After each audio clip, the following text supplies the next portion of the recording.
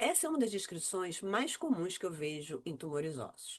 É aquela que coloca lesão de limites bem definidos, contorno regular, localizado em tal lugar, e aí descreve o sinal que é hiperintenso em XIR, que é hipointenso em T1, que tem foco de alto sinal de permeio, que tem um aparente halo de baixo sinal, né, que aqui parece que tem, medindo tantos centímetros, com edema adjacente de aspecto inespecífico. E justamente por ser tão comum, muita gente não percebe o problema aqui. Porque ela parece aceitável, ela parece suficiente, ela parece até boa demais, porque descreve a lesão com vários detalhes. Mas quando você olha com o olhar de um especialista, você começa a reparar nos problemas. O primeiro é que limites bem definidos e contorno são importantes na semiologia dos tumores, ninguém nega isso, mas elas foram descritas para o raio-x. Não vale transpor para a ressonância, porque na ressonância o contraste entre os tecidos costuma ser muito bom. Então, quase todas as lesões vão ter limites bem definidos. É uma informação que mais confunde do que ajuda. Porque se esse paciente fizer um raio-x, com certeza essa lesão no raio-x vai ter limites mal definidos. Outra falha, se tratando da descrição dos tumores ósseos, é não localizar a lesão no osso. Foi localizado o osso, tíbia proximal, tudo bem. Mas no contexto dos tumores ósseos, a gente precisa determinar se a lesão é epifisária, metafisária ou diafisária, porque isso estreita muito os diagnósticos diferenciais. A tíbia proximal não deixa claro se a lesão acomete epífise ou não, se ela é metaepifisária, se ela é mais para diafisária. Outro ponto comum é que muita gente insiste na descrição do sinal no laudo, que também costuma mais causar problema do que ajudar. Primeiro, porque a grande maioria das lesões vai ter sinal de intermediário abaixo no T1. Porque, como o T1, a gordura tem alto sinal, qualquer lesão que tire a gordura do osso vai reduzir o sinal do osso. E vice-versa, como na supressão da gordura o osso fica muito preto, a grande maioria das lesões vai se comportar com alto sinal. Então, é só mais do mesmo. É como se eu descrevesse, por exemplo, um objeto arredondado vermelho brilhante, com contorno regular e limites bem definidos. Eu posso estar descrevendo uma maçã, um tomate, uma bola de bilhar, um botão, uma bola de árvore de Natal e até um nariz palhaço. Ou seja, as possibilidades são infinitas.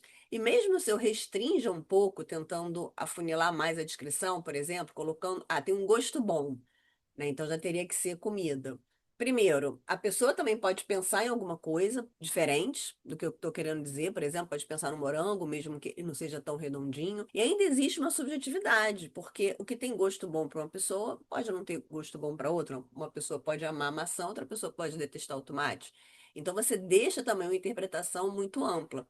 Lembrando que só existem 5 coisas que têm adicional em T1, que é a gordura, o sangue, a proteína, a melanina e o gadolínio. Então, essa informação, no caso das lesões ósseas, já induz a pessoa a pensar em gordura ou a pensar em sangue, que muitas vezes vão só também confundir o diagnóstico. Além disso, né, do sinal em T1, você colocar uma aparente halo de baixo sinal, como essa imagem aqui, isso aqui na ressonância engana muito.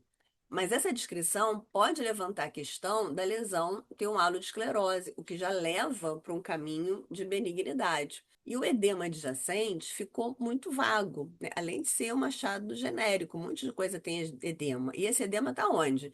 É um edema no osso adjacente à lesão aqui, um edema ósseo? É um edema nas partes moles? É nos dois?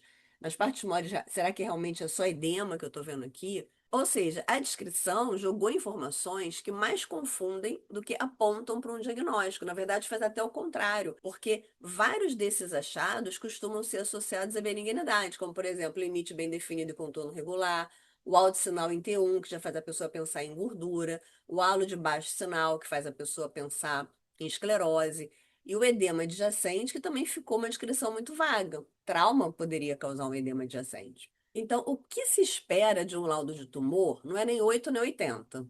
Não é descrever literalmente tudo o que você está vendo, porque ninguém aguenta descrições enormes e inúteis, mas também não é o nosso papel fornecer o diagnóstico histopatológico. Isso é com a patologia. Então, qual seria o nosso papel?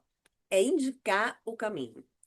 E é exatamente aqui que muita gente trava, porque perceber que a descrição comum é insuficiente é uma coisa. Agora, conseguir organizar o raciocínio de forma consistente no laudo é outra.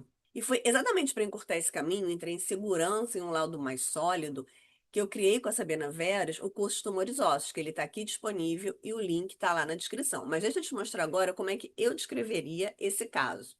Bom, primeiro a gente tem que entender o contexto. Eu estou diante de uma criança, uma adolescente, eu sei disso porque a física está aberta, então é uma pessoa jovem, com uma lesão metadiafisária sólida, né? Ou seja, eu não estou vendo nenhuma área cística aqui, que já me apontaria, né, para outro diagnóstico, que tem uma reação peroxial extensa, que tem edema ósseo adjacente à lesão e que tem um acometimento aqui extenso nas partes moles. Então, eu já tenho elementos suficientes para fechar que é uma lesão de natureza agressiva.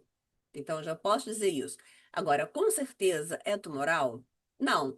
Nesse caso, o diagnóstico é um sarcoma de Ewing, mas também caberia no diagnóstico diferencial, também poderia ser um osteosarcoma ou uma osteomielite. E nem sempre dá para diferenciar. Mas o importante é indicar que a lesão é agressiva e que tem que fazer alguma coisa. Esse paciente não pode ficar solto. E aí, como é que eu laudaria esse exame? Eu colocaria como uma formação expansiva heterogênea na região metadiafisária proximal da tíbia, ou até mais para diafisária, né, proximal. O edema adjacente, né, edema ósseo adjacente, então é importante dizer que tem edema ósseo, porque isso também já é um fator que não está presente na grande maioria das lesões benignas, associada à reação peroxial com acometimento das partes moles em correspondência, e é compatível com lesão de comportamento agressivo. E a gente tem que indicar o que que a gente pode fazer para afunilar esse diagnóstico. Porque eu tenho o quê? Duas possibilidades na minha cabeça. Eu tenho a possibilidade de uma lesão maligna, né, do território dos sarcomas, que seria o osteosarcoma, o sarcoma de Ewing, ou da infecção. E aí é recomendável em lesão óssea sempre correlacionar com raio-x, porque a ressonância ela não é boa para diagnóstico, ela é boa para estadiamento, ela é boa para extensão da lesão, mas ela não é boa para diagnóstico. E qual é a informação fundamental aqui que o raio-x vai me ajudar a separar um pouco, ou pelo menos tentar separar essas duas grandes possibilidades, né, de um tumor agressivo para uma infecção, a reação peroxial. Por isso que correlacionar com raio-x é fundamental. Porque se eu tiver uma reação peroxial em casca de cebola, em raio de sol, presença de um triângulo de Codman, já pode indicar direto que tem que fazer um estudo histopatológico, porque não é o tipo de reação peroxial que costuma andar junto da osteomielite. Então, eu já sou obrigada a afastar um sarcoma de Ewing ou um osteosarcoma.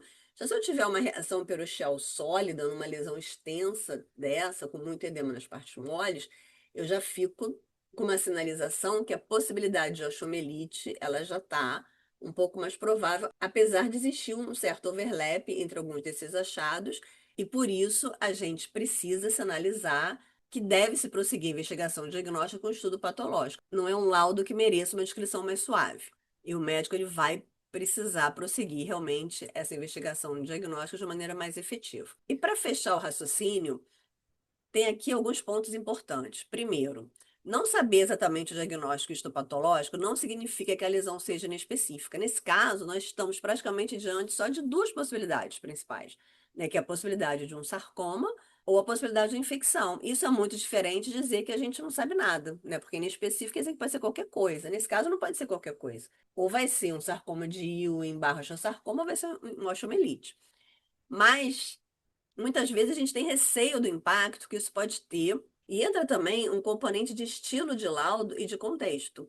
Alguns preferem explicitar no laudo as hipóteses principais, mas nesse caso, como uma das hipóteses é sarcoma, às vezes a gente fica com receio do impacto que isso vai ter com quem for ler nesse laudo, né? Ou o paciente, ou nesse caso, que é uma criança, ou o familiar.